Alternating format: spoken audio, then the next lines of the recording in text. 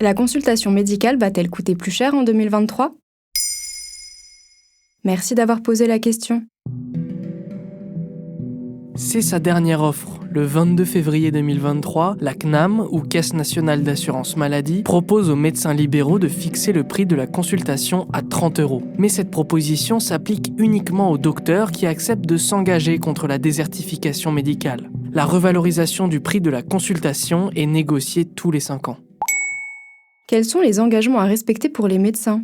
Pour voir leurs tarifs augmenter, les médecins vont devoir accepter un contrat d'engagement territorial qui vise à augmenter l'offre des soins des médecins généralistes dans les déserts médicaux. Ce sont les zones en France où il y a moins de 300 médecins pour 100 000 habitants, comme dans le département de l'Eure ou dans celui de la Guyane. Pour cela, la CNAM a détaillé auprès de l'AFP les 3 points à respecter. Prendre en charge plus de patients qu'actuellement, respecter scrupuleusement les nouveaux tarifs et s'installer dans un désert médical. Pour ceux qui ne veulent pas s'engager, la consultation passe à 26,50 € au lieu de 25 € aujourd'hui. Mais que répondent les syndicats à cette augmentation ?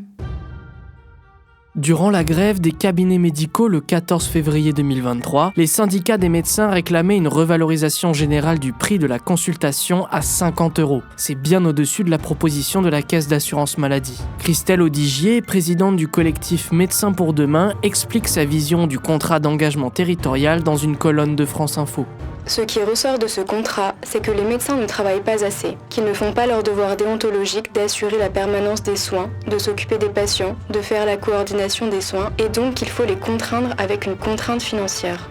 Les syndicats alertent également sur l'attractivité du métier de médecin. En effet, selon le syndicat Les Généralistes, sur les 102 000 praticiens du quotidien, 10% d'entre eux cumulent emploi et retraite. La non-revalorisation du prix de la consultation pourrait les pousser à arrêter de travailler. De la même manière, Raphaël Dachicourt, secrétaire général du syndicat des jeunes médecins, craint que ceux-ci ne puissent plus suivre.